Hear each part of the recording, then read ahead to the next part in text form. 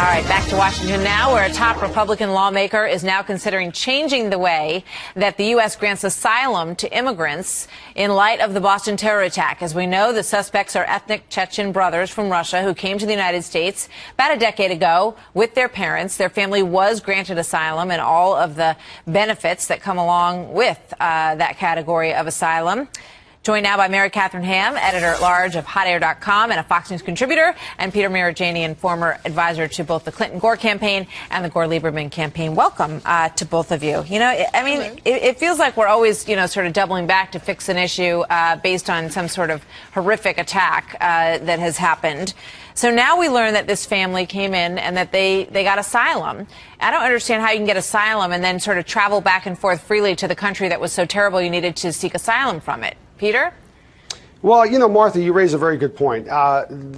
This is an individual case of a family slipping through the cracks in the asylum process.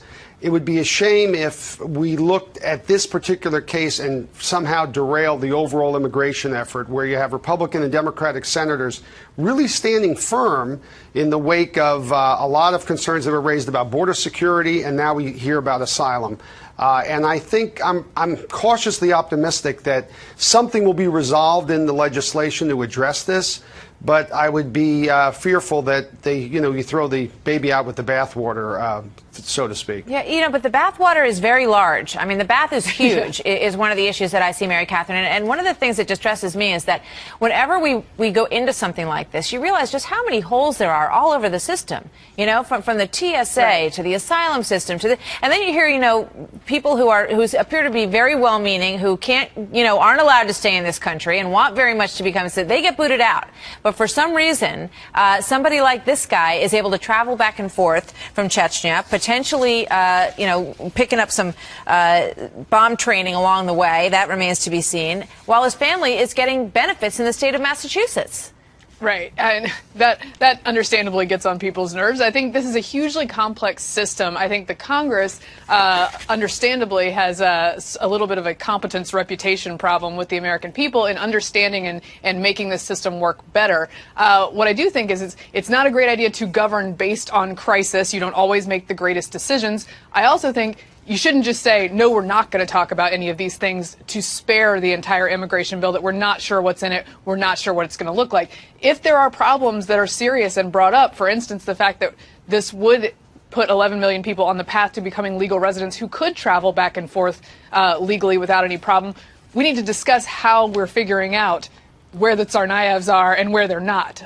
Certainly all of them are not dangerous, but we need to figure out how we're figuring that out. And I think that is a fair question to ask. The asylum issue, I'm not sure you would have caught these guys. They were just children when they came, and so this process happened later. The question of how he was able to travel back and forth unnoticed to the place he got asylum from, that's a bigger issue. So we can discuss this stuff rationally in the context of the immigration bill. Yeah, I agree. I mean, Peter, I don't think that the asylum issue has too much to do with catching them. That is a connect the dots issue with our intelligence agencies, and that there's obviously was a gaping hole here. I mean, I think to not admit that there were clearly mistakes made, that these agencies all these years later are still not talking to each other, that we've developed a Department of National Intelligence whose entire aim was to make sure that they did talk to each other, is failing. I mean, is that a fair statement? No, it is a fair statement. I think we're all in agreement here. I think that the concern is that there are forces here in Washington that are going to use the asylum case to derail the overall effort or to derail immigration. Yeah. I'm not arguing that we should not address it. I'm not arguing that we shouldn't consider it in the bill. I mean, border security was the hot issue before Boston. Once Boston hit, now this has become the issue. And as I said, I'm confident because you have business and labor groups and you have Republicans and Democrats really wanting to get this done. I think it's a legitimate question, a legitimate issue. And you're right, Martha. I mean, these agencies should be talking to each other in the wake of 9/11. I mean, these people shouldn't have slipped through the cracks. Yeah, but I think that if there's a way to address it without saying this calls into question the overall scheme of immigration reform and how we treat people with asylum. I agree, but I think the border security issue, which, as you rightly point out was front and center before the Boston issue and the asylum issue, are very much connected. Mary Catherine, I mean, maybe what we have here is just such a bloated bureaucracy in who gets in and who gets out and how large these agencies are and how completely inefficient in so many ways they appear to be, that maybe that is a very right thing to handle in this immigration bill. I mean, that is the number one obstacle to me with immigration reform, is getting over the public's disbelief that the federal government actually does any of the things it promises to do in these situations. For instance, an entry-exit system where we actually keep track of people. They've been promising that for some 17 years, I believe, and there's a law that says they were supposed to do it.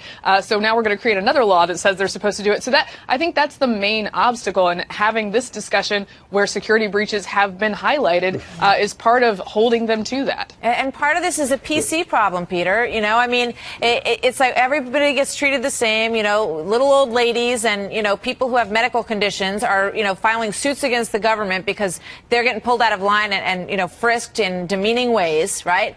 And then you've got this person who comes here on asylum, going back to the country that he got asylum from. He gets in and gets out. He's on a watch list. I mean, what the heck is going on? Problems.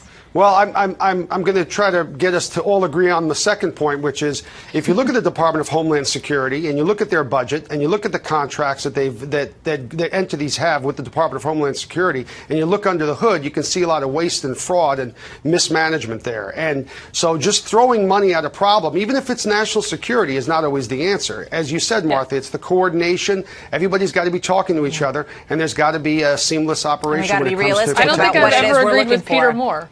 All right, good. We'll leave on that note. Well, that's a good note. Yeah. Thank you very much, Peter. Thanks, Thanks, Mary guys. Catherine. See you guys soon. Bye.